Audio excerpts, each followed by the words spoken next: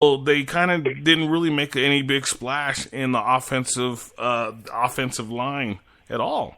I mean, they made a move maybe that move was to try to satisfy the fans, but really, are any of the fans happy with that move? Are you happy?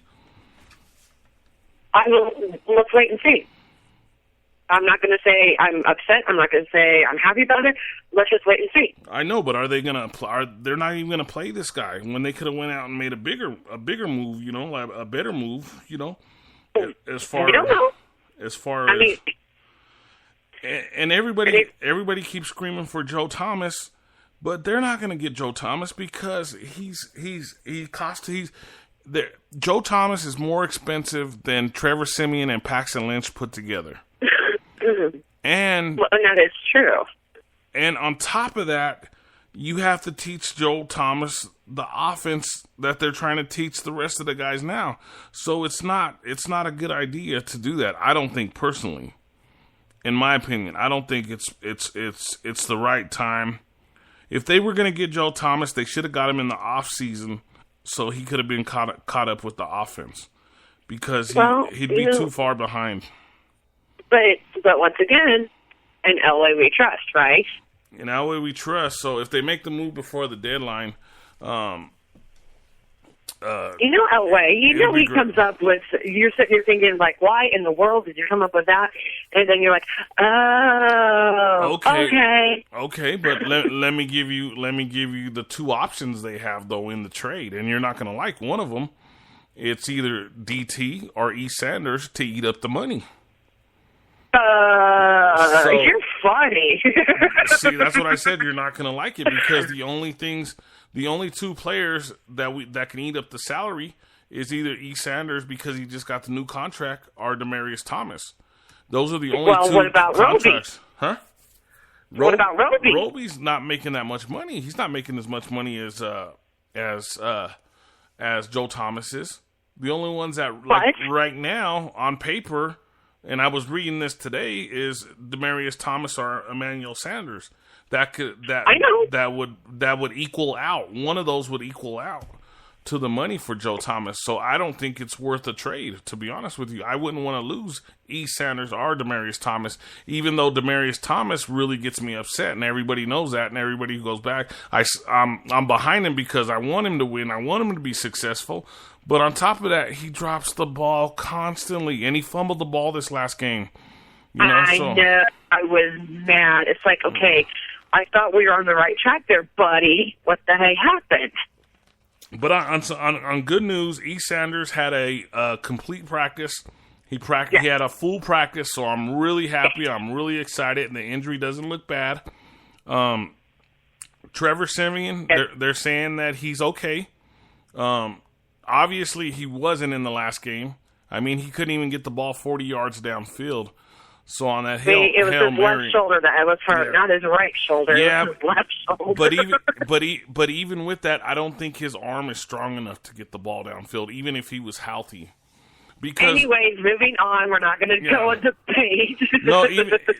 But no matter what shoulder it is, you're still going to have a hard time throwing the ball that far. If you're trying to heave the ball, you're going to have a hard time. I know. And we were just talking about Tony Romo. Tony Romo went through the same injuries. That's what worries me because you have it once and then it comes back. No, his injury was a collarbone. Yeah, he had collarbone and shoulder. You know. No, last time I heard it was just a collarbone. Tony Romo has like 20 injuries already. Yeah, no kidding. But hey, you gotta tell him the best news. The best news that's gonna happen next Monday. If Trevor Siemian don't play good, Paxton Lynch will be in by halftime. No, go ahead. Why did you go there? Go ahead. Now stop it. No, who's coming back on Monday? From reports and talking to you, it's Ware. So it's exciting. So hopefully we do see him. Yes. I'm still behind Barrett a little bit because like I said, I think Barrett's he's gonna be he's an upcoming star. Barrett, Barrett's gonna eventually be in. I'm not gonna say exactly like Von Miller, but he's gonna be pretty darn close, you know. Well, and then Shane Ray's pretty good too, you know. I was getting ready to say, you guys are Ray in there. That's what my daughter calls him, Ray. That's her man. And yeah, you gotta admit, that boy, he is doing good. I mean, he's either getting, he's getting a sack, whether it's a full sack or half a sack. I mean, he is on that quarterback. He is proven. He was the third person, because it went DT, E. Sanders, and Shane Ray as far as matching money for Joe Thomas. So it's pretty tough to have to lose any of those three players. I wouldn't want to lose any of them. I wouldn't want to take one offensive lineman that we already have a Kuhn, is that his name? Playing that position that is actually one of the best left tackles in the league. Well, I mean, and he's developing. He's getting better. I know he had a concussion, and I think he's out of the concussion protocol now. I'll have to recheck that, but from what I think he's out of concussion protocol, and he had a holding call that C.J. Anderson got called back on, and he had already had a concussion. He was still playing. They had let him play, and then that made me so mad. Yeah, so that would have changed the game a lot if we would have got that touchdown. So Russell Okung, that's right. I know Nikki was real excited when we got him, and I didn't know too much about him. I know he came from Seattle, and Nikona did the bio on him, so now we know a little more about him. But he's actually ranked in the top 10 in left offensive tackles. So so he is pretty good. Where we're having a problem is on that right side, the right tackles. You know, there's where the big problem's at. So you're not going to get Joe Thomas and then move Okung to the right side and put Joe Thomas at the left tackle. You're just not going to do that. So it don't make sense. I mean, it would make sense in if he knew the West Coast offense. If Joe Thomas could come in here and play the West Coast offense the way Kubiak wants it run, then it could work. But as far as right now, it's not going to work, you know? Well, like I said, let's just wait and see. We could be getting all, excited for nothing. I don't know. But let's just wait and see what he brings to the table, and if he does. Yeah. That's all we can say. Yeah. So that's a good. The best way to look at it is to wait and see how it comes out. Hey, it's going for thank you. I want to thank everybody for tuning in and listening. Could you guys please write in the chat? I just looked at that. Yes, please. I'm sitting here talking to myself. Yeah, I seen my one of my daughters popped in there for a second, huh? Yes. Yeah, I didn't know she was gonna pop in. But oh shoot, I just saw one of the groups that I get into. They always give me a hard time, so I'm gonna give them a shout out if I could find their group on here. But they're always giving me a hard time every week because they're like Seattle fans and they're like I don't know how to I'll have to figure that out. They like the dark side. Yeah, they're like fans of all. There's Raider fans in there. It's crazy. We get into some big debates, some big battles. What I don't like is like when people say the pipe and stuff like that. That's stupid. I don't know why people would even say anything so ignorant in those groups like that. But hey, that's the way it is. That's why I call it the high IQ football and the low IQ football. Once I hear people say that, I know. What's that? Go ahead. I'm sorry. But we can't forget to say something. There's something we have to say. What? Thank you, Chiefs. Oh, yeah. I want to thank the chefs for beating on the Raiders. Yes, thank you. Yeah. That's awesome. Shout out to my little cousin, Greg. He's a big Chefs fan. And I wrote on his page, I was like, I don't usually go for the chefs, but I'm going for the chefs today. My mom my mother used to call them the chefs, so my mom must be thinking about me right now. Hey, that's what we call them too, the chefs.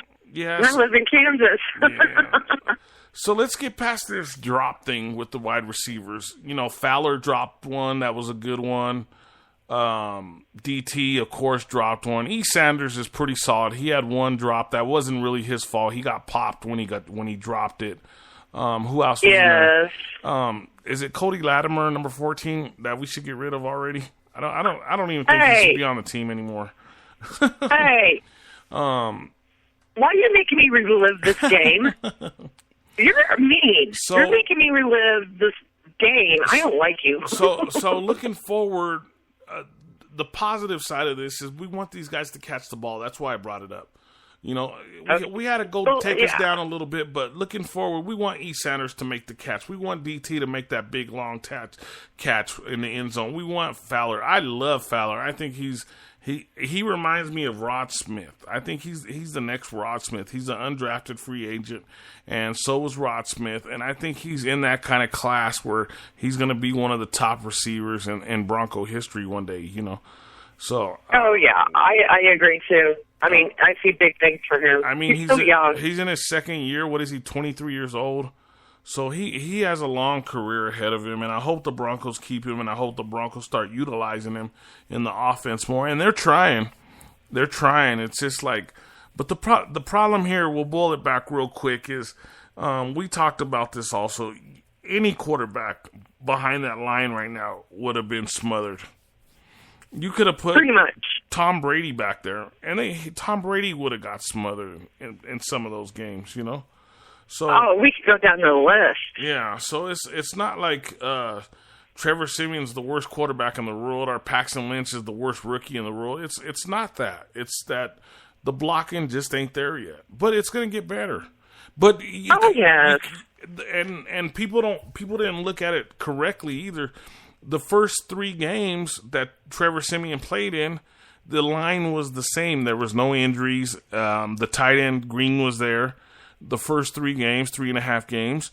And then when Paxton Lynch came in and started, there was 2 changes on the offensive line. Green was out. So people didn't look at all that. So that put a big damper on Trevor Siemian getting hurt in that Tampa Bay game. And then also, you know, Paxton Lynch the next week not playing good. You know, so you got to kind of boil that down a little bit to the injuries on that offensive line, along with the tight end getting hurt. And then I think that's one of the reasons Trevor Siemian got hurt, to be honest with you. Well, I mean, that is true. And like you said, it doesn't matter who's behind the center. That O-line's got to do its job. Plain and simple. Yeah. And like I said, they're either going to get better because they're going to be learning the offense, or we just have bad offensive linemen. Pretty much. Yeah, we have bad offensive linemen. So let's get over to the defense real quick. We have this all-star defense that's supposed to be the greatest of all time. They let the running back from San Diego, who's not very good, I don't think he's very good. Last year, they knocked him out. The Broncos knocked him out. He didn't come back in the season. There was 4 games left. He didn't play the rest of the season because the Broncos put it on him. And he runs for 87 yards or 97 yards this last weekend. So, Gordon.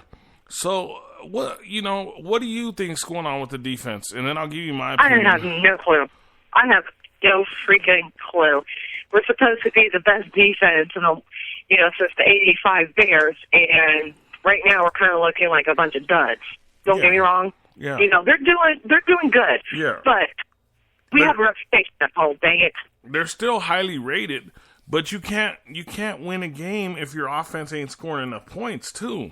So, we could be mad at the defense, and like I said, I'm what's his name? The one that got the big contract, that Von Miller got him a big contract, the one that left for the big money, the defensive Malik Jackson.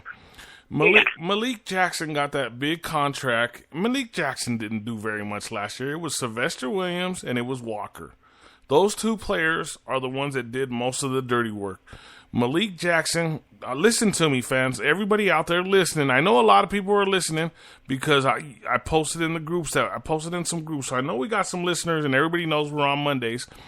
Malik Jackson got that contract because Von Miller had a strip sack fumble Ball ended up in the end zone. Malik Jackson got the fumble recovery in the Super Bowl for a touchdown. That's how